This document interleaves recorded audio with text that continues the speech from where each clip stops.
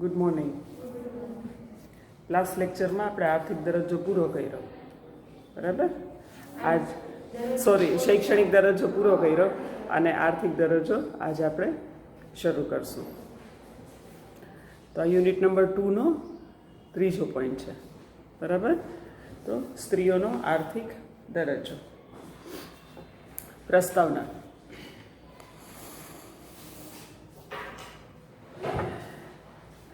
માનવીય સાધનોના ઉપયોગની દ્રષ્ટિએ જોતા ખ્યાલ આવે છે કે સમગ્ર માનવીય સાધનોનો ઉપયોગ વિકાસ માટે આવશ્યક છે.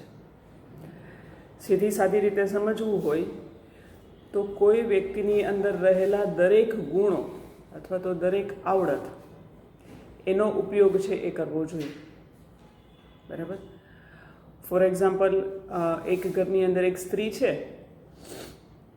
એને ભરત ગૂંથણ બહુ સારું આવડે છે, પણ એના ઘરની અંદર એને એ વસ્તુનો ઉપયોગ કરવા દેવામાં આવતો જ નથી, બરાબર. આપણા ઘરમાં આપણે બહાર જ કરાવીએ છીએ, આવું ભરત ગૂંથણ અમને કોઈને ના ગમે, આવું બધું તો આપણા કુટુંબમાં સારું ન લાગે, ગમે તે કારણ સાથે. તો શું થશે? એની અંદર રહેલી એક આવડતનો ઉપયોગ છે એ ઘરના વિકાસમાં નહીં થાય, બરાબર. અથવા તો કોઈ સ્ત્રી છે, એને રસોઈ બહુ સારી આવડે છે, એને રસોઈ બનાવવી બહુ ગમે છે, પણ એણે જાણી બૂજીને એ જ કામથી છે એ દૂર રાખવામાં આવે કે તારે રસોઈ નથી કરવાની, તારા હાથની નથી ભાવતી, તારો ટેસ્ટ છે એ ઘર પ્રમાણે નથી, આવું કોઈ પણ કારણસર એને જ્યારે રસોઈથી દૂર રાખવામાં આવે તો શું થાય છે? એની આવડતનો ઉપયોગ થતો નથી, બરાબર. આ એક ઘરનું એક્ઝામ્પલ આપ્યું. સેમ આ વસ્તુ છે એ દેશના વિકાસમાં પણ લાગુ પડે. એટલે અહીંયા છે કે માનવીય સાધનોના ઉપયોગની દ્રષ્ટિએ જોતા ખ્યાલ આવે છે કે સમગ્ર માનવીય સાધનોનો ઉપયોગ વિકાસ માટે જરૂરી છે, બરાબર. હવે અહીંયા સમજવું હોય તો જે મૂળભૂત વાત કહેવાની છે એ આ છે કે ફક્ત પુરુષોની આવડતોનો ઉપયોગ કરી અને તમે દેશના આર્થિક વિકાસમાં ફાળો આપો છો અને સ્ત્રીની આવડતનો ઉપયોગ છે એ નથી થતો, તો એનો મતલબ એમ છે કે સમગ્ર માનવીય આવડતનો ઉપયોગ તમે વિકાસમાં કરતા નથી, જે આપણા દેશમાં છે, બરાબર. સમગ્ર વસ્તીની શક્તિ ક્ષમતાનો વિકાસ માટે ઉપયોગ કરવો, મતલબ કે આર્થિક ઉપાર્જનના ક્ષેત્રમાં સ્ત્રી પુરુષને તેની લાયકાત મુજબનું કાર્ય વહેંચવું, બરાબર છે. જ્યારે આપણા દેશની અંદર શું છે કે આર્થિક કાર્યોની અંદર સ્ત્રીઓનું પ્રમાણ છે એ કમ્પેરેટિવલી ખૂબ ઓછું છે. પરિણામે શું થાય છે? જે સમગ્ર માનવીય સાધનો છે એનો દેશના વિકાસમાં પૂરેપૂરો ઉપયોગ થતો નથી. સ્ત્રી ક્યાં છે? ઘરના કામમાં. ઘરનું કામ કેવું છે? જેમાં આર્થિક વળતર નથી મળતું, બરાબર છે, બરાબર. એને બીજી રીતે સમજવું હોય તો પણ તમે સમજી શકો કે જ્યારે એક સ્ત્રી છે એ ઘરની બહાર નીકળીને કામ નથી કરતી ત્યારે એ ક્યાંક ને ક્યાંક પોતાના કુટુંબના પૈસા બચાવે છે. આ એક જ પરિસ્થિતિને જોવાના બે દ્રષ્ટિકોણ સમજાવું છું. અહીંયા એવું કહે છે કે સમગ્ર માનવીય સાધનોનો ઉપયોગ છે એ આર્થિક વિકાસમાં થવો જોઈએ, મતલબ કે સ્ત્રી અને પુરુષે દરેકે ઘરની બહાર નીકળી પોતાની લાયકાત મુજબનું કામ છે એ કરવું જોઈએ. એ જ પરિસ્થિતિને હું તમને જુદા દ્રષ્ટિકોણથી અથવા તો ભારતીય સમાજ વ્યવસ્થાના દ્રષ્ટિકોણથી સમજાવું તો હું એવું કહું કે ઓકે, સ્ત્રી ઘરની બહાર નથી નીકળતી, આર્થિક ઉપાર્જન નથી કરતી, પણ એ ઘરમાં રહીને પૈસા બચાવે છે, એ બી એક જાતનું આર્થિક ઉપાર્જન ના થયું ને? તો કોઈ પણ પરિસ્થિતિ છે ને એને તમે જુદા જુદા દ્રષ્ટિકોણથી જ્યારે જોવો છો ને ત્યારે તમને એ પરિસ્થિતિ છે એ વધારે સારી રીતે સમજાય, બરાબર. પણ એની સામે આપણને એ બી ખબર છે કે સ્ત્રી જેટલું ઘરમાં કામ કરે છે એ સિવાય એનામાં બીજી ઘણી બધી લાયકાત છે. તો એ લાયકાતનો ઉપયોગ, જે મેં શરૂઆત કરી હતી, એ પાછું અહીંયા આવીને ઊભું રહેશે કે એની પાસે આર્થિક ઉપાર્જન કરી શકે એવી લાયકાત છે, પણ આપણે એને ઘરમાં બેસાડી દીધી છે. માટે એની એ લાયકાત છે એનો ઉપયોગ દેશના વિકાસમાં કે ઘરના વિકાસમાં કરવાનું આપણે ચૂકી જઈએ છીએ. સમગ્ર વસ્તીનો અડધો હિસ્સો સ્ત્રીઓનો છે. જો આર્થિક કાર્યથી તેને વંચિત રાખવામાં આવે તો દેશના વિકાસ પર તેની નકારાત્મક અસર થાય, બરાબર. તમારી આવડત છે એનો ઉપયોગ ન થાય. તમારા ઘર માટે આપણે શરૂઆત જ્યાંથી કરી હતી અહીંયા જ પાછા આવીએ કે તમને ભરત ગૂંથણમાં બહુ સારો રસ છે, કે તમે બહુ સારા ડ્રેસની સિલાઈ કરો છો, તમે બહુ સારી રસોઈ બનાવો છો, તમે ઘરનું બહુ સારું ઇન્ટિરિયર ડેકોરેશન કરો છો, તમે બહુ સારી કેક ને ચોકલેટ બનાવો છો, પણ એનો તમને કોઈ તક આપવામાં નથી આવતી, તો ક્યાંક ને ક્યાંક તમારા ઘરમાં બી એ વસ્તુની અસર થશે. હવે તમને કેક ચોકલેટ બહુ સારી બનાવતા આવડે છે, પણ અને તમારા ઘરમાં બહુ જ પાર્ટીઓ, બર્થડે પાર્ટી, ફલાણું ઢીકણું બહુ જ થાય છે, પણ દર વખતે બહારથી કેક મંગાવવામાં આવે. કેકના ભાવ તમને ખબર છે, બરાબર છે? તો શું થશે? એટલા પૈસા બહાર જશે. એને બદલે તમને આવડે છે, તમે ઘરે બનાવો છો, તો શું થશે? પૈસા બચશે, તમને સંતોષ થશે, લોકો વખાણ કરશે, પ્રોત્સાહન મળશે, અને વળી ઘરમાં કોકને સદબુદ્ધિ આવશે તેમ કહેશે કે આટલા બધા વખાણ થાય છે ને બધા ઇન્ક્વાયરી કરે છે, તો તું ઓર્ડર લેવાનું શરૂ કર ને. કેટલી નાની સી તક હતી. એક વસ્તુ તમને આવડે છે, એનો ઉપયોગ કરતાં કરતાં તમે આર્થિક ઉપાર્જનમાં ક્યારે વળી ગયા તમને ખબર પડશે નહીં, છે ને? તો નકારાત્મક અસરના સંદર્ભમાં વાત કરીએ તો અહીંયા આ આવી કે તમને કેક ને ચોકલેટ ને બધું સરસ બનાવતા આવડે છે, પણ તમને બનાવવા દેવામાં નથી આવતું, માટે તમે બહારથી મંગાવો છો, મતલબ કે પૈસા ઘરની બહાર જાય છે. આ નકારાત્મક અસર. એવી જ રીતે દેશની સ્ત્રીઓ છે એમાં કંઈક ને કંઈક તો લાયકાત હશે જ. અને મેં તમને બહુ બેઝિક એક્ઝામ્પલ આપ્યા છે, રસોઈના આપ્યા, ભરત ગૂંથણના આપ્યા, ઘર સજાવટના આપ્યા. આ બધું આપણામાં બેઝિકલી હોય જ, ઇનબિલ્ડ. જેમ તમને કીધું ટેકનિકલ નોલેજ છે એ બોયઝમાં ઇનબિલ્ડ છે, એવી રીતે આ બધું જ છે એ આપણા ઇનબિલ્ડ છે ને? પરિણામે આપણી લાયકાત મુજબનું કામ કરવા દેવામાં નથી આવતું, આપણી લાયકાત મુજબના આર્થિક ઉપાર્જનમાં આપણને જવા દેવામાં નથી આવતું. એને કારણે દેશ છે એને વિકાસ માટે એ નકારાત્મક અસર છે એ થાય છે. અને બહુ નાની સી વસ્તુ છે, કદાચ આ વસ્તુ તમને નહીં સમજાય. મારી એક કઝિન છે, એ બહુ સરસ હેન્ડબેગ્સ બનાવતી, પછી એ એક્સપોર્ટ કરતી. કદાચ તમને કેકના એક્ઝામ્પલમાં બહુ ના સમજાતું હોય તો દેશના વિકાસમાં એક સ્ત્રીની આવડત છે એ કેવી રીતે ફાળો આપે એનું એક આ બેસ્ટ એક્ઝામ્પલ છે. ને આવું ભરત ગૂંથણને એવું જ નાનું નાનું પેઇન્ટિંગ કરે ડિઝાઇન પ્રમાણે, બેગની જુદી જુદી સાઇઝ ને શેપ ને સ્ટાઇલ ને, કોકમાં ચેઇન ને, કોકમાં ફૂમકુન, કોકમાં પેઇન્ટિંગ ને, કોકમાં ભરત ગૂંથણ ને, કોઈકમાં પેચ ને, બરાબર છે, કરી અને એ છે એ બેગ છે એ એક્સપોર્ટ કરતી હતી. તો આ તમને સમજાશે કે આ દેશના વિકાસમાં ફાળો. દેશમાં વેચે તો તમને કદાચ એવું થાય કે મેડમ એમાં શું દેશનું, પણ એમાંય દેશનું ઘણું બધું થાય, પણ આ તો બહાર મોકલે એટલે દેશને રેવન્યુ મળે. કારણ કે બહાર વેચે એટલે બહારનું પેમેન્ટ છે એ એની કરન્સીમાં આવે. અહીંયાથી માનો કે અમેરિકા મોકલું તો અમેરિકાની કંપની છે એ મારી કઝિનને પેમેન્ટ કરશે, એ કેમાં કરશે? કઈ કરન્સીમાં કરશે? પેમેન્ટ તો કરવું પડશે ને. અહીંયાથી બેગના ઓર્ડર આપ્યા હતા તો પેમેન્ટ કઈ કરન્સીમાં આવશે?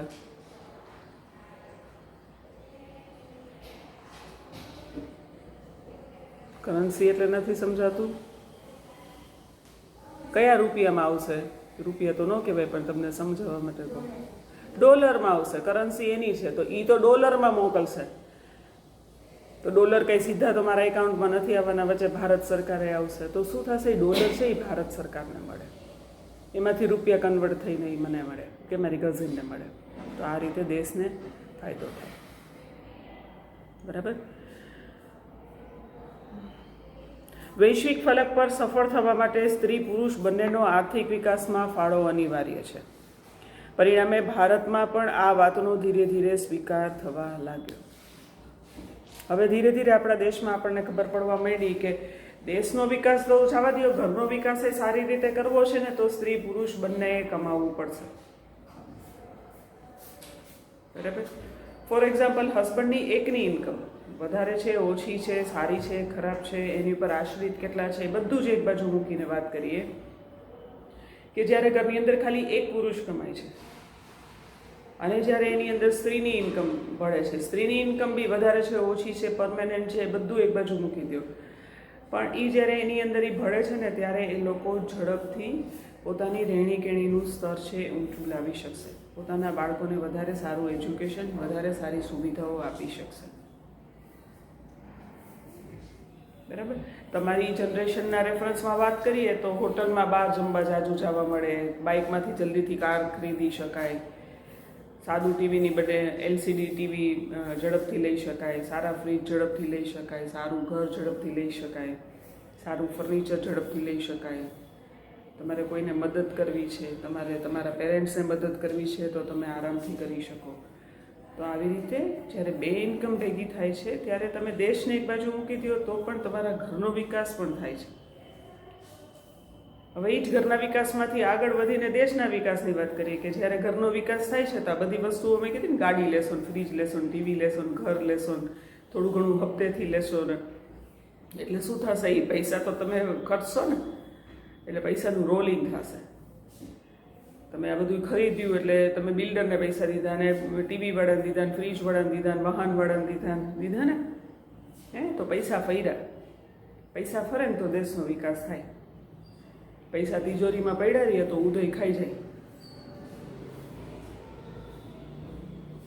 બરાબર. અને ઉધઈ ખાઈ જાય એનું એક્ઝામ્પલ છે બરોડાની અંદર કોઈ કે બેંકના લોકરની અંદર 2,10,000 કે સમથિંગ મૂક્યા હતા, ઉધઈ ખાઈ ગઈ. બરાબર. અથવા તમે બેંકના ખાતામાં મૂકો તોય પૈસા ફરે, કારણ કે તમને વ્યાજ મળે ને બેંક છે એ કોકને એમાંથી લોન દીધી હોય, પણ તિજોરીમાં ના રખાય. આ તો કેવું થયું, જ્યારે બેંક નહોતી તો આપણા વડવાઓ છે એ ખાટલાના પાયાની નીચે માટલાની અંદર કે ઘડાની અંદર પૈસા ભરીને કે સિક્કા ભરીને રાખતા હતા. એવું થયું. બેંક શેના માટે છે? તમારે નાણાંની સલામતી માટે છે અને તમારા નાણાંમાં વિકાસ થાય, કારણ કે વ્યાજ આપે. અનજરૂરિયાતવાળા છે એને વ્યાજે પૈસા આપી, પોતે કમાઈને આપણને વ્યાજ આપે. તો આ રીતે બી તમારી મૂડીમાં વધારો થાય છે. તો આ રીતે પણ આર્થિક વિકાસમાં આપણે ફાળો આપીએ છીએ. તો આ બે જણા કમાય છે ત્યારે કુટુંબનો વિકાસ તો થાય છે, પણ સાથે સાથે દેશનો પણ થાય છે. વચ્ચે એક વાત મારે દર વખતે કંઈક તમને કહેવાનું હોય. લાસ્ટ ટાઈમ તમને મેં કીધેલું કે કોઈ પણ એન્જિનિયરિંગ કોલેજમાં જાવ એટલે 1 વર્ષનો ખર્ચો ઓન એન એવરેજ 2.5 થી 3 લાખ થાય. પછી મારે તો ઘરે જઈને જોવાના હોય ને વિડીયો, એટલે જોતી હતી તો મને સડનલી ક્લિક થયું કે ગવર્મેન્ટ એન્જિનિયરિંગ કોલેજમાં તમને જ્યારે એડમિશન મળે છે તો ત્યારે એનો ખર્ચો છે એ 0 થાય. બરાબર છે. અને ગવર્મેન્ટ એન્જિનિયરિંગ કોલેજમાં એડમિશન માટે બહુ રેન્કનું, જેટલી મને મારો જાત અનુભવ રહ્યો છે, એ બહુ રેન્કની તકલીફ નથી પડતી. અમુક ગવર્મેન્ટ કોલેજીસમાં રેન્ક ઊંચા જોઈએ. દાખલા તરીકે LD, તમારો રેન્ક 1 થી 500-700માં હોય તો તમને LDમાં તમારે જોઈએ એ બ્રાન્ચમાં મળી જાય. પણ બાકીની ગવર્મેન્ટ કોલેજીસની અંદર રેન્ક બહુ મેટર નથી કરતો, કારણ કે ઘણા બધા ગામની અંદર ગવર્મેન્ટ કોલેજીસ છે તો ત્યાં ફી 0 છે. બોયઝની કંઈક 1,200-1,500-2,000 રૂપિયા જેવું છે, પણ ગર્લ્સની તો સાવ 0 છે. અચ્છા, હોસ્ટેલમાં વર્ષની 2,000 રૂપિયા ફી છે, એમાં ખાવાનું બી આવી ગયું અને હોસ્ટેલ બી આવી ગઈ. બરાબર છે. ખાલી એટલું છે કે તમને ગવર્મેન્ટ કોલેજમાં જવું છે, નંબર 1. નંબર 2, ગવર્મેન્ટ કોલેજમાં તમને જોઈએ છીએ એ બ્રાન્ચમાં અને એ કોલેજમાં એડમિશન મળે છે. બરાબર.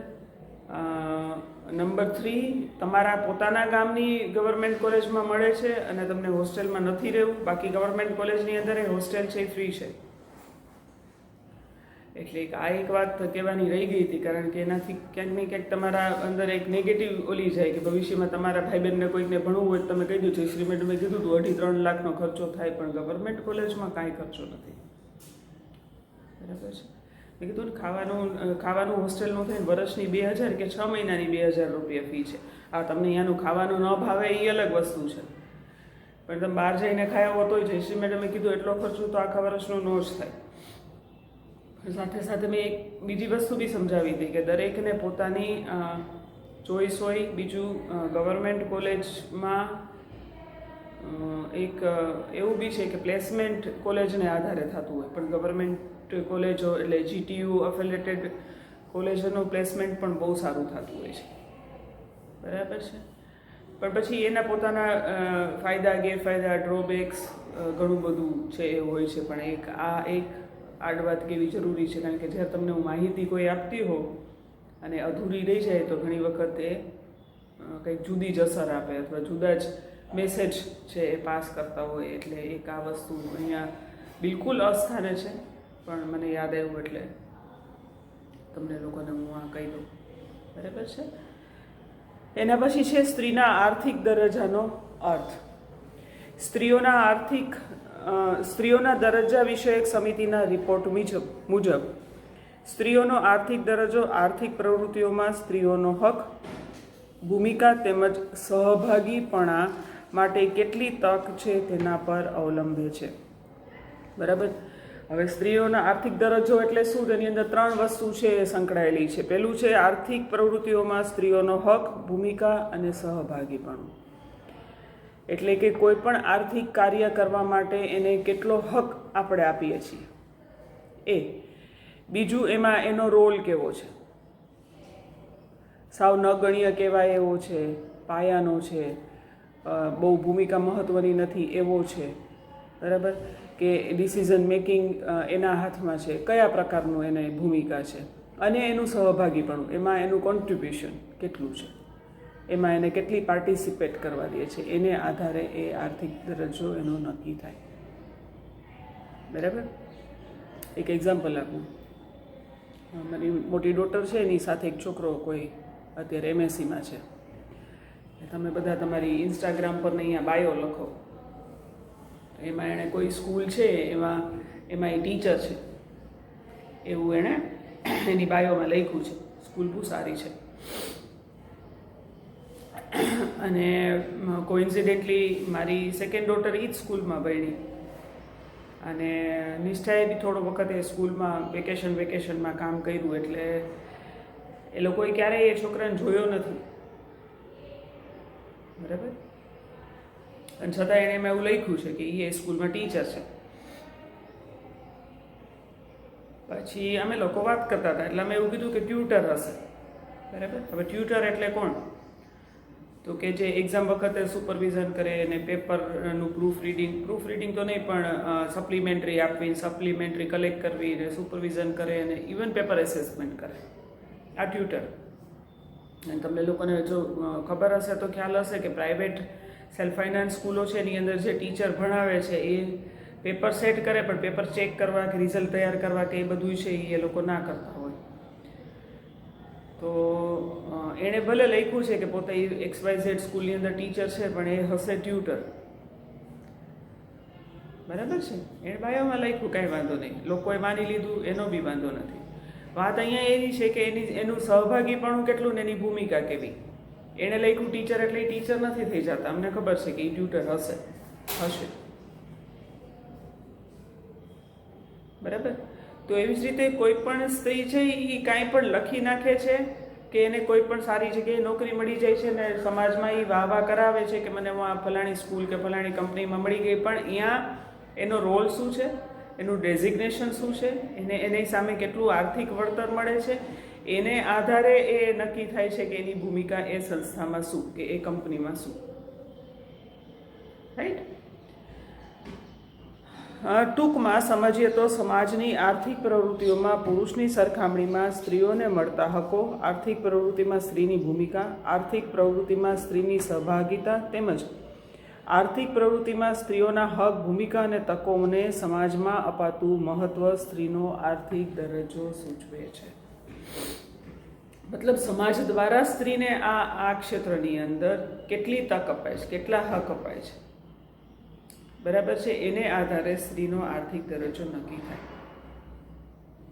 દાખલા તરીકે તમે ભણેલા ગણેલા છો, બરાબર છે, પછી તમારા મેરેજ થયા, પછી તમને એવું લાગે છે કે આખો દિવસ હું ઘરના કામ પતાવું, પછી ફ્રી હોઉં છું તો મને બહુ કંટાળો આવે છે, તો હું કંઈક કરું.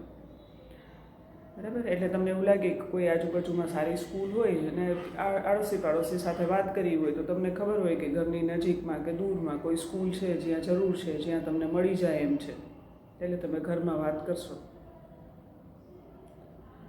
કે ભાઈ હું ફ્રી થઈ જાઉં છું, ભણેલી છું, મને કંટાળો આવે છે, મારા શિક્ષણનો કાંઈક ઉપયોગ થાય, ફલાણી સ્કૂલ કે કાંઈ છે કે જ્યાં મને નોકરી મળે એમ છે, હું બધુંય ઘરના પછી પૂર્વ ભૂમિકા સાથે બાંધવું પડે, બધું ઘરના બધાય કામ કરી નાખીશ ને કોઈને તકલીફ નહીં પડે ને આમને તેમને, અને છતાંય તમને ઘરમાંથી ના પાડવામાં આવે. બરાબર છે, કોઈ પણ કારણસર. તો નક્કી કોણે કર્યું? ઘરના લોકોએ. એ અંદર સ્ત્રી છે, પુરુષ છે, હસબન્ડ છે, વાઈફ છે, દેરાણી છે, જેઠાણી છે, સાસુ છે, સસરા છે, કોણે નક્કી કર્યું એ વાત મહત્વની નથી, પણ તમારા કુટુંબે તમને નક્કી કર્યું કે ના, નોકરી નથી કરવાની, આપણા ઘરમાં વહુઓ ન કરે, આપણે પૈસાની શું જરૂર છે. એક બહુ મોટામાં મોટો ડ્રોબેક છે ને આપણા સમાજનો એ છે કે આપણે હંમેશા એને આર્થિક રીતે જ જોડીએ છીએ ને, એટલે આપણને એવું લાગે છે કે આપણા ખાતા પીતા ઘરનું હોય ને એટલે એમ કે આપણે શું જરૂર છે. કારણ કે આપણે હંમેશા નોકરીને કે આર્થિક ઉપાર્જનમાં જોડાવાને પૈસાની સાથે જ જોડ્યું છે. આપણને એવું લાગતું જ નથી કે એનાથી સ્ત્રીનો વિકાસ થાય, સ્ત્રીને માન સન્માન મળે, એવું આપણને લાગતું જ નથી. એટલે એક બહુ મોટી ડિબેટ આ થાય, આપણને શું જરૂર છે. અથવા હસબન્ડ છે એ જરાક વધારે પુરુષ પ્રધાન હોય તો એમ કહેશે તને પૈસા ઓછા પડે છે તો વધારે મહેનત કરીશ, પણ તું ઘરમાં બેસ. રાઈટ? તો તમને ત્યાં તકથી વંચિત રાખ્યા. થોડાક દિવસ થયા પછી તમે એવું કહો કે ઓકે કાંઈ નહીં, મને અહીંયા ન જવા દો તો કાંઈ નહીં, પણ આજુબાજુમાં ઘણા એના છોકરાઓ છે જે મને પૂછતા હતા ટ્યુશન માટે, તો હું ઘરે બેસીને ટ્યુશન કરું. બરાબર? હવે અહીંયા એ તમે આ ફરીથી એક તક ઊભી થઈ છે. ફરીથી એ તમને પરમિશન મળે છે કે નથી મળતી, એ પ્રમાણે એ તમારા વિકાસમાં એ નિર્ણય છે એ અસર કરશે. તો સમાજ એટલે કોણ? મારા તમારા ને કુટુંબથી બનેલો જ એક સમૂહ છે, મોટો સમૂહ. સમાજ નક્કી કરશે કે સ્ત્રી છે એ આર્થિક કાર્યમાં જોડાય કે ન જોડાય. જોડાય તો કેવા પ્રકારના? બની શકે સ્કૂલમાં ના પાડી, ટ્યુશન માટે હા પાડે, અથવા તમે એમ કહો કે ભાઈ સ્કૂલની તમે ના પાડી, હું ન ગઈ. શાંતિથી જ સમજાવવાનું છે. રોઈને રાડો પાડીને ખીજાઈને રીસાઈને નથી થવાનું. શાંતિથી જ પોતાનો મુદ્દો મૂકવાનો છે. બરાબર છે? પૈસાની જરૂર નથી, કાંઈ વાંધો નહીં, તો પણ મારે કરવું છે કારણ કે હું ભણી છું. મને એવું લાગે છે કે હું મારો ફ્રી ટાઈમ આખો દિવસ ટીવીમાં મોબાઈલમાં કાઢીને મારો વિકાસ રૂંધું છું અને મારું માનસિક સ્વાસ્થ્ય બી રૂંધું છું. બરાબર? તો મને મારું શિક્ષણનો ઉપયોગ થાય એના માટે થઈને આજુબાજુના છોકરાઓને ભણાવવા દઉં કે હું બહુ સારી મહેંદી મૂકું છું. મને વારે તહેવારે હું કોઈની ઘરે મૂકવા નહીં જાઉં, એ લોકો અહીંયા આવશે પણ મને મહેંદી મૂકવા દે. બની શકે કે કદાચ તમને હા પાડે. બીજી બહુ મહત્ત્વની વસ્તુ કે આર્થિક ઉપાર્જનમાં જોડાવવું એટલે ઘરની બહાર નીકળીને જ કામ કરવું, એ એક કોન્સેપ્ટ છે, એ કાઢી નાખવાની જરૂર છે. બીજું, હા, પેલું કે જરૂર નથી પૈસાની એટલે નથી કમાવવું, પણ આપણા વિકાસ માટે જરૂરી છે. તો ઘરની બહાર નીકળ્યા વગર પણ કેટલું બધું થઈ શકે. કદાચ અત્યારે હું બોલું છું એના કરતાં વધારે નેઇલ આર્ટ છે, મહેંદી છે, બ્યુટી ટ્રીટમેન્ટ છે, બરાબર છે, મસાજ છે, કર્સિવ રાઇટિંગ છે. હવે તો છોકરાઓના અક્ષર એટલા ખરાબ થાય છે ને કે સારા ચોખ્ખા અક્ષર કરવા માટેના બી ક્લાસીસ હોય છે. ગ્રામરના ક્લાસ થાય, કારણ કે સ્કૂલમાં જે રીતે ભણાવે છે છોકરાઓના ગુજરાતી, ઇંગ્લિશ, હિન્દીના ગ્રામરના પાયા બહુ જ કાચા હોય છે. ડ્રોઈંગના છે, પેઇન્ટિંગના છે, પેન્સિલ સ્કેચના છે, બરાબર, બેઝિક ડાન્સિંગના છે, એરોબિક્સના છે, યોગાના છે. અને આઈ થિંક આ બધામાં ક્યાંક ને ક્યાંક થોડી ઘણી ચાંચ તમારા બધાની ડૂબતી હશે. બરાબર? બોમ્બેની અંદર અથવા તો મોટા સિટીઝની અંદર તમને લોકોને સ્કૂલમાં જે એસાઇનમેન્ટ આપે કે પ્રોજેક્ટ આપે એ બી બનાવી દેવાવાળા છે ઘરે બેસીને. બ્રાઉન પેપરના પુઠ્ઠા ચડાવી દે તમારા છોકરાઓની નોટને, એવા પણ છે. તમારી કલ્પના ન આવે એવા. ખાલી ઘણી બધી મેટ્રો સિટીઝની અંદર સ્ત્રીઓ છે એ મોટે ભાગે આપણા કરતાં ઘણી બધી આર્થિક ઉપાર્જનમાં જોડાયેલી છે. તો રેડીમેડ સુધારેલા શાકો, બરાબર છે, અથવા તો ઘણી સ્ત્રીઓ એવી હોય કે જે દાળ ભાત શાક કરી શકતી હોય, રોટલી ન કરતી હોય, તો ખાલી રોટલીઓ બનાવીને પહોંચાડવાવાળી સ્ત્રીઓ છે. શાકભાજી સુધારેલા, ધોયેલા, કોથળીમાં પેક કરેલા, વજન પ્રમાણેના, ડિમાન્ડ પ્રમાણેના શાકભાજીઓ છે એની હોમ ડિલિવરી આપે, શાકની હોમ ડિલિવરીઝ આપે. તમારી કલ્પના બહારના વ્યવસાયો છે. બરાબર. આજથી 15 વર્ષ પહેલાં કદાચ મને ને તમને એવો ક્યારેય વિચાર નહીં આવતો હોય કે આપણે બધા એટલા બધા હેલ્થ કોન્શિયસ થઈ જશું કે જાત જાતના દૂધ, જાત જાતના જ્યુસ, જાત જાતના કઠોળો, જાત જાતના સૂપ છે એ સવારે ખાલી 2 કલાક 3 કલાક રિંગ રોડ ઉપર બેસી અને એ લોકો બહુ સારી રીતે આર્થિક રીતે પગભર થઈ ગયા. એ તો હોમ સાયન્સનું ફિલ્ડ છે મારી દ્રષ્ટિએ. તો મસાલા બનાવતા તમે શીખો છો ને કે હવે શીખવાડશે? ખાલી એ બનાવીને વેચી શકો છો. 2-4, 5 કલાકના ચોકલેટ મેકિંગના બેઝિક ને એડવાન્સ ને કેકના બેઝિક ને એડવાન્સ ને આવા બધા કોર્સિસ જે થાય છે ઓનલાઈન થાય છે. કોસ્મેટિક બનાવવાના ક્લાસીસ થાય છે, વર્કશોપ થાય છે 1 દિવસના. અમદાવાદમાં એક અમારા ઓળખીતા છે, સોપ મેકિંગના છે, સાબુ બનાવવાના. અમદાવાદની અંદર એક લેડી છે, એ આવા 1 દિવસના chocolate making, cosmetic making, cake making, સાબુના બનાવવાના એના 1 દિવસના 4 કલાક 5 કલાક 6 કલાકના કોર્સ કરે. 1000 થી 3000ના એના ભાવ હોય આ 1 દિવસના. અને 10થી કે એ જે એની હોલની કે એના ડ્રોઈંગ રૂમની કે જે જગ્યાએ કરાવવાની હોય એની કેપેસિટી હોય એ પ્રમાણે 5, 7, 10, 12, 15 એનાથી વધારે એ ન લે.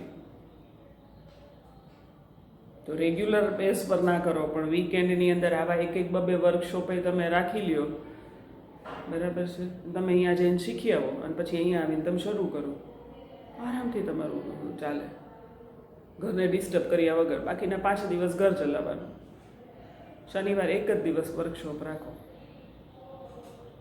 અને સ્ત્રીઓ આવે, બરાબર છે, થઈ શકે આવું પણ.